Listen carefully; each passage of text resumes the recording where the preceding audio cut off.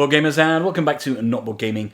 I'm your host, I'm Mark. Now in today's very special episode we're going to be previewing a game which hits Kickstarter on the 1st of March. So pretty much by the time you're watching this video the Kickstarter will be live, so check out the link in the comments below, in the description below. And what game are we talking about? Well, we are talking about Theurgy, a game for 1 to 6 players, designed by, published by Ministry of Meeples and designed by Oliver Josiah and Charlotte Dowling. So what is Theurgy? Theurgy is almost a classic worker placement dudes on a map type game, and I've been having so much fun with this game. For 1 to 6 players, you will take the role of one of the 6 asymmetrical, half-forgotten deities, and you will try to become the most popular deity, the most common, the most thought about deity on this randomly generated landscape. Using your acolytes and spreading the word around the land, you will convert the rest of the population to your faith, be that competing deities or non-believers. You will banish skepticism. You will build temples and destroy your rivals' temples, and you will try to get the most temples built so you can trigger the end game condition. It has a lot going on for it. The game comes with 6 deities. There are 4 here and 2 on the table at the moment. And whilst all these deities perform one of the same 4 actions each and every round, and that's right, there are only 4 actions, and that's the beauty about these types of games, each deity has its own asymmetrical power, and those powers may seem relatively minor on the player boards themselves in terms of what they can do, and maybe about performing an action twice or getting to perform maybe a miracle when you perform a certain action, but it can be absolutely game-changing and really start to mess with the plans of the other deities on there. Now, as I say, there are 4 actions in each round, and that's the beauty of these types of games, is that you may look at a board and think it's inherently complex, but once you understand the flow of the 4 actions, the gameplay is simplicity in itself. The depth of play is in the amount of strategy and the adaptive, tactical and strategical look that you've got to look at, the outlook that you have to take on the game as you play. So let's talk about the 4 actions. Just because a game is simple does not mean that it's not involving, and simplicity is absolutely a key word when it comes to Theurgy in terms of what you do each round. The consequences of what you do, or the order in which you carry out your actions, is wide-ranging, and that's where the real depth of strategy comes. So as I mentioned, there are 4 key actions on any deity's board, and here we can see we've got Kajani's board, and you can see the 4 actions are the same on everyone. Here's the asymmetrical power up here, and here we have Pilgrimage, which allows you to move and convert 1 cube. You have Spread the Word, which allows you to then place a faith token, and we'll explain how that goes. You have Divine Intervention, which allows you to either control any monsters that you've got, call up a monster, or perform a miracle. And then you have Test the Faith, which is where you're going to try to build your temple, and that is a key manoeuvre. In reality, it can only come sometimes at the end of carrying out these, but depending on where you are in your cycle, you can maybe do that a couple of turns on the bounce if you're good enough. Let's talk about Pilgrimage. The Pilgrimage move is probably going to be the first move you play every game of Theurgy, and you will play it a number of times through the game as well. And what it allows you to do is move your acolytes and your worshippers' cubes around the board. And when you move your acolyte onto another hex that has different cubes on there, so maybe a non-believer or a competitor's hex, you can convert, if you want to, one of those cubes to a cube of your colour. Also, you could also fight using the fight action there as well. So instead of preaching and converting after you've done your pilgrimage move, you can do the fight action and take out a monster. And we'll come on to monsters in a bit. Linking in nicely to your pilgrimage action and to your Test of Faith action as well is the Spread the Word action. And Spread the Word is where you're going to take one of these faith markers here, and you are going to place it on one of the vertices on the hex where your acolyte is. And what that allows you to do is build up the amount of faith that you have in that area. So when it comes to testing the faith, the person with the most faith tokens on the vertices around the hex will get first dibs on converting cubes in that area. Then we come on to Divine Intervention, and Divine Intervention is a really key move. It allows you to do a number of things. First of all, if you control any monsters, and we'll come on to that in a second about how you control monsters, this gives you the ability to then use your monsters the monsters in your horde's abilities. And as you can see, there are lots of different monsters that you can control, be it a shapeshifter, a demon, an orc, a troll, an elf, a ghost, a giant, a hydra, a sea serpent, a manticore, a dwarf. There are literally loads and loads of monsters, and each of these monsters has a different ability which you can, if you control that monster, you can then activate that ability. If you don't have any monsters, then the Divine Intervention move allows you to actually summon a monster, and at any one point there are 3 monsters available for you to summon. So you can choose one of those monsters, put it on your board, put it next to your board, put the monster token on the map, and that monster now is under your control, unless it is defeated in the fight action from Pilgrimage we spoke about earlier. If you don't take the summon monster action, you then get to perform a miracle, and each player is given 3 miracle cards. Here we go. And these 3 miracle cards, they're all wildly different and allow different abilities to happen. So, for example, here, this one is Underwater Journey. So if I took the Divine Intervention and didn't summon a monster, wanted to do a miracle action, I would move my acolytes, and I choose this card. I would move my acolytes and any number of cubes of any colour from this hex to a fishing village of your choice, and each hex tile is a settlement type. Maybe it's Voice in the Wind. Add 1 of your faith tokens to this hex per acolyte present on this hex. So you can perform these miracles, and when you perform them, you discard it, and then you can discard any others in your hand at that point and draw 3 new miracles. So it's a good way of cycling through the miracle deck to try and get to some really potentially important miracle cards, because scattered throughout the miracle deck, when you're set up, you're going to have these city cards, these capital events, and the capital is a really important hex on there, and they allow you to do some really powerful, sometimes game-changing things. So Divine Intervention becomes this really important move where you activate monsters, and then you either summon a monster or you perform a miracle. And the great thing about this is that when you perform miracles and you take Divine Intervention, is that you're going to get rid of some of the skepticism tokens on the hex that you're performing this on, because how can the non-believers be sceptical of the gods when suddenly you performed a miracle right in front of their very eyes? I mean, how wonderfully thematic is that? So the final move, the Test of Faith move, is almost a culmination of all your efforts, and you will do this periodically throughout the games, because the game's winning conditions are always based on how many players there are and how many temples you need to build. And the only way to build temples is through the Test of Faith movement. So we mentioned earlier that during the Spread the Word, we're going to start placing these faith tokens on the various vertices of hexes. When it comes to Test of Faith, what you do is you move, first of all, the anomaly token, and that's this here. Bear in mind these are prototypes, that's this here, onto the hex of where you're going to carry that out. Then you count up the number of faith tokens around the vertices on the hex, and the number of skepticism tokens from the grey cubes, the neutral player if you like, in there.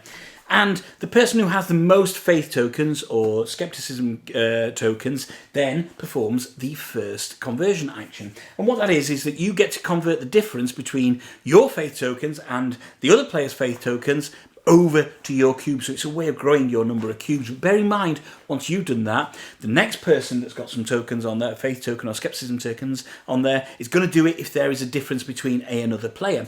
And that will happen, and maybe there's a bit of give and take happens here as well. So you can gain some cubes and lose some cubes, or somebody can gain more cubes than you. So you have to work this out very carefully, because at the end of this process, what is going to happen is you are then going to put one of your temples, which is these things here, on that particular hex, and you can only have 1 temple per hex. When you've done that, that's fantastic, because what you've then done then is you've started your way onto the winning conditions here, because you're starting to build up your number of temples. After you've done that, you're going to put a skepticism token on all adjacent hexes, unless they've got a monster or an acolyte in there, and that's a great way of skepticism kind of building throughout the land. So you're spreading your word, you're building your temples, you've moved throughout the land, you created miracles, you banished skepticism, you summoned forth monsters, you controlled monsters, and you built temples, and all the while you're starting to become the dominant deity in Theurgy. As with all overviews, I'm brushing over some of the nuances and some of the other aspects of Theurgy. For example, there are objective cards, and every player will get some objective cards at the beginning of the game and choose an objective. And if you complete your objective in the game, then that lessens the amount of temples that you have to build overall to win the game. In the centre of the map, there is the capital tile, and if you build a temple on the capital tile, then again that lessens the amount of temples you have to build overall to win the game. Of course, there is the fact that you can destroy other deities' temples, and therefore, you may have somebody that's ahead, and if you find a way to destroy their temple, and there's a couple of ways that you can do that, or remove the temple completely, and there's at least one miracle card that does that, that can be game-changing as well. And there are so many ways that as this wonderful dudes on a map area control game starts to spread and you see the map start to evolve with all the various colour cubes on there and the various monsters on there and the various temples going up, you get this real adaptive strategy, and it's really exciting to play and constantly keeps you thinking. And sometimes when you play the game, you think you're just at the point of winning, or somebody else is just at the point of winning, and something happens and it changes the flow of the game, and that is just absolutely fantastic. So this all sounds absolutely fantastic, and it is, but as you can imagine from what I've said so far, this very much sounds like a multiplayer game, and originally it was. It was a competitive game for 2 to 6 players.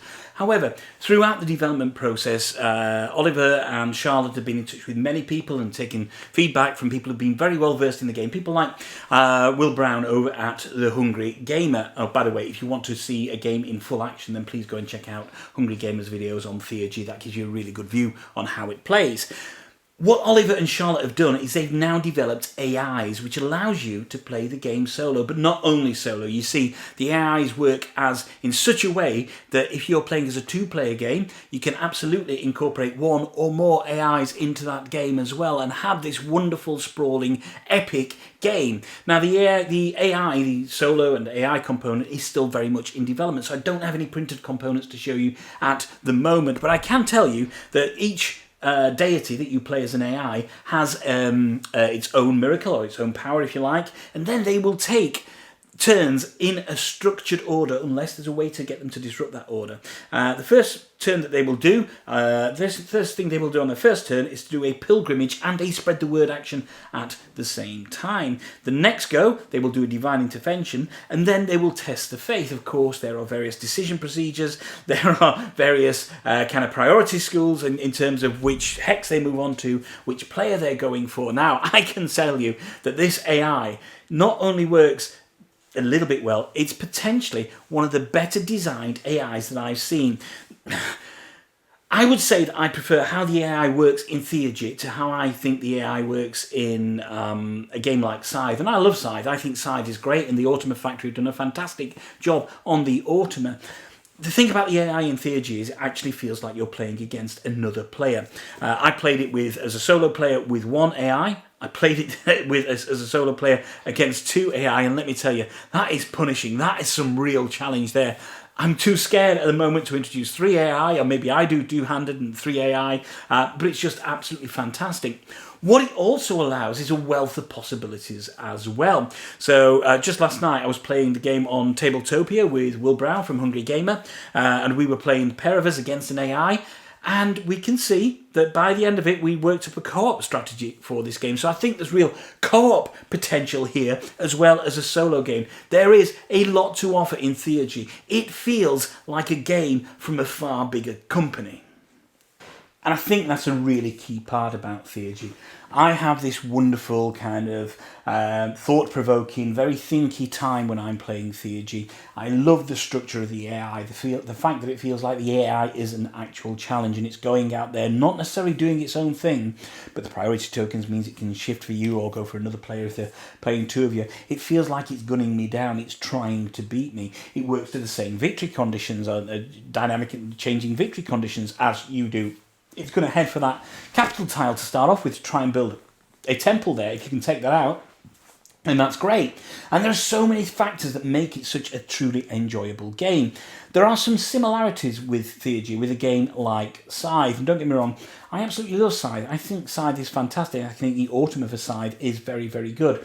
I think Theurgy, for me, absolutely is a solo experience. Now that Oliver and Charlotte have developed this AI, takes this kind of dudes on a map area control aspect similar to Scythe, and actually makes it a better experience than Scythe. That solo AI is absolutely fantastic, and I can't wait to see how Charlotte and Oliver kind of change the solo AI through the development process.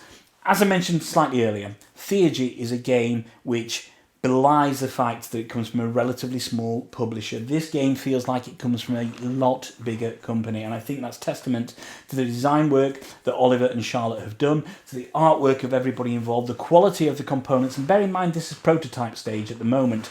So in the Kickstarter there's going to be various other additions that you can go for in Kickstarter. I think the introduction of the AI is an absolutely mind-blowing, game-changing construct by Oliver and Charlotte. And I think that if with a little bit of a tweak and a little bit of a work, there's even a co-op mode that can come out of this as you play cooperatively against one or more of the AIs. As reviewers, we are privileged sometimes to have access to prototypes from publishers large and small, and I can absolutely say that Theurgy as a prototype, if this was almost the finished if this was the finished product right now, it would be absolutely fantastic. This recent introduction of the solo AI from Oliver and from Charlotte is just absolutely fantastic. It feels like it's been there all along, and it feels like such an integral part of the game. It's one of the best kind of adapted AIs into a game that I've played as it's gone through its gestation period. I think that it opens up a world of possibilities from a multiplayer perspective. If you're playing with 2, 3, 4 people, then you can add these deities and add even more competition in there. And as Will Brown from Hungry Gamer and myself discovered last night, there's a true potential in co-op there as well. And I'd really like to see some co-op objectives come into this, because suddenly you then have a game that's truly for solo players, for co-op players, and for competitive players. And it will play very, very well at each of those counts. So for me, Theurgy is an absolute slam dunk. If you have any kind of interest in an up-and-coming publisher that produces a first-rate gaming experience that belies the size of this publisher, this is exactly what Kickstarter is for. This game should be a massive success, and I urge you all to go and back Theurgy by Ministry of Meeples, designed by Oliver Josiah and Charlotte Dowling.